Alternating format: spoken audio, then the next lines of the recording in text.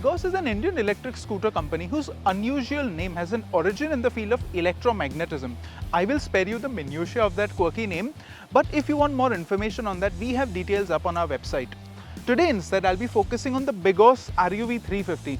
This is the company's latest launch. The company says it's a rider's utility vehicle. It's meant to tackle all sorts of roads as well as no roads. We are here to ride this and verify if those claims are true.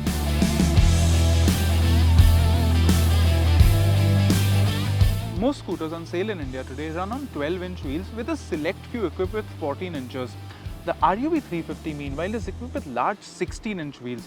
That is a very uncommon design choice in our market, although it is similar to a now discontinued model in the BGauss lineup called the D15. Interestingly, the brand new RUV350's design is very similar to that of the D15, although the company tells us that almost nothing is shared between the two and this is an all-new product from the ground up.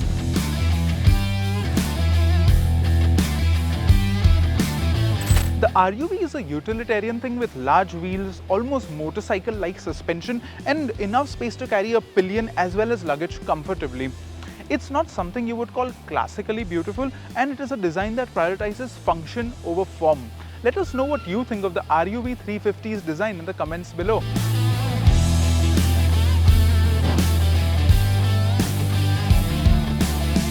BGauss says the RUV is meant to tackle all roads and no roads with reasonable ease. The large wheels, motorcycle-esque front fork and long monoshock are all byproducts of that thought process. Now we have only been able to ride the RUV350 in and around the company's plant at Chakan, where the road surface is beautifully smooth and there are very few road imperfections. Over the limited number of speed breakers I did go over spiritedly, the suspension handled those bumps with reasonable ease and never sent a jarring jolt up my spine. What also plays a big role here is the neutral rider's triangle. I am sat very upright, there are no uncomfortable bends in my arms or legs, and the seat too is well padded. It has the right amount of plushness and firmness in my opinion. Despite being on the husky side, I have enough room to sit comfortably without encroaching on the pillion space over here. However, we'll reserve our full judgment on the RUV350's comfort when we get to properly test it back in Mumbai, where the road surface is far poorer. The Max variant we were riding today has a 3 kWh LFP battery with a claimed true range of 120 km in eco mode. We covered 39 km over the course of our shoot, but the DT indicator dropped roughly 45 km in that time, so some improvement is needed here. The RUV comes standard with a 500 watt charger. It can also be had with more powerful 840 watt and 1350 watt chargers, although the company hasn't revealed prices for these yet. Here are the charging times for all three options. BGauss says that the RUV debuts a new in-wheel hyperdrive motor that is rated for a peak power of 3.5 kilowatts. This is a little lower than most practical e-scooters, which make around 4 kilowatts.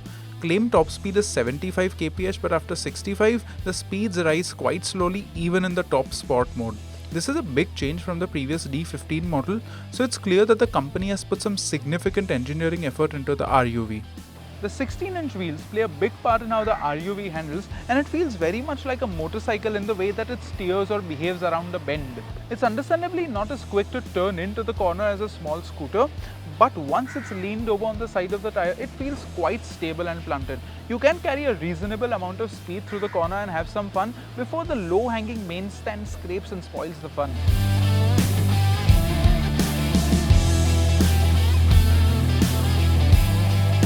This is not a sporty machine by any means, but it is still more than quick enough to handle urban duties. Performance is sport and even the ride modes is enough to keep pace with big city traffic. Just don't expect to be blown away by the initial acceleration like on other electric scooters. Throttle response too is well calibrated, and you'll only feel the tiniest of jerks during on-off throttle transitions.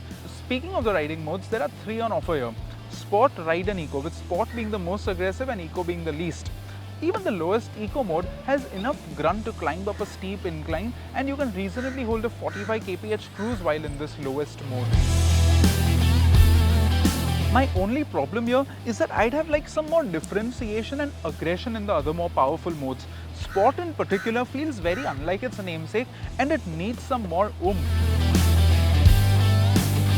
Toggling through the rider modes is also quite unintuitive, and when you want to toggle down from the top sport mode to a gentler ride mode, it will weirdly change to the sport mode first and then to the gentler modes. The same problem manifests itself when you're toggling up from eco mode to a faster riding mode. It will first change to eco and then you go to the faster modes. What will undoubtedly be a bigger problem when you're riding the RUV350 are its weak drum brakes. This is no featherweight at 120 kilos in the scooter realm at least, and I'd have liked a front disc brake to help it stop better. Due to the presence of CBS, you won't really lock the rear wheel unless you're riding on very poor surfaces or you're actively looking to do that. The RUV350 debuts a new 5-inch color TFT dash that can be paired to your smartphone via the BGauss app, although that app is still in beta testing. This display is well laid out and is capable of showing you call alerts as well as navigation prompts. Where the trouble arises if you want to toggle through the menus. To do so, you need to press the buttons in a specific sequence, and on our test unit it was a roll of dice. Sometimes it would work and sometimes it wouldn't. The RUV350 also comes with cruise control and vehicle fall safe. This feature works exactly like fall safe on Ather's products, wherein the motor is switched off in the event of a fall, so you don't accidentally spin the rear wheel while picking the scooter up from the throttle grip. We didn't have the chance to try out these true features today in the limited time we had today, but what we did try was the hill hold feature.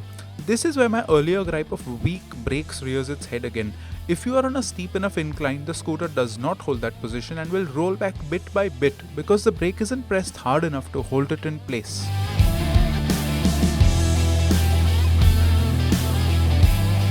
As with just about any new electric two-wheeler that goes on sale, there are a number of teething problems, one of which manifested itself before I even started riding.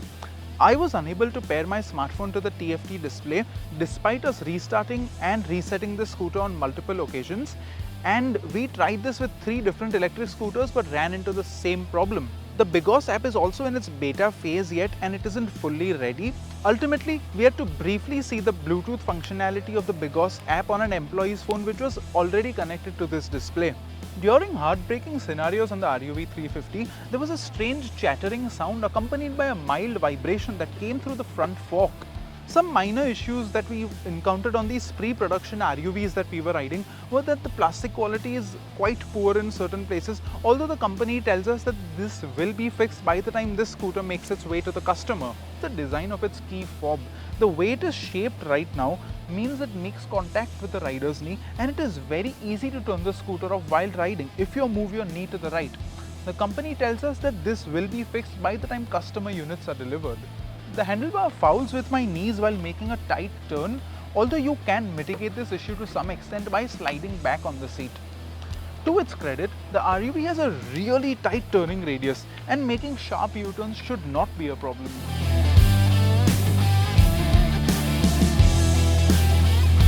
The RUV is a quirky offering that has some unique strengths due to its form factor. It's spacious and has a plush ride, both important qualities in an urban runabout. However, at Rs 1.35 lakh, the top spec Max variant is a relatively pricey offering. It costs more than both the Ather Rista Z 2.9 and the TVS iQube 3.4. These two are excellent products from established companies. Of the 3 variants, it's actually the lowest RUV variant at Rs 1.09 lakh that has the strongest appeal. BGauss doesn't have the same brand recall, and those are important factors when pulling the trigger on a new purchase. Moreover, we'd like to see the company address the issues like the weak brakes, mediocre quality levels and glitchy electronics on the pre-production bikes we rode before we can recommend it alongside similarly priced products from established manufacturers.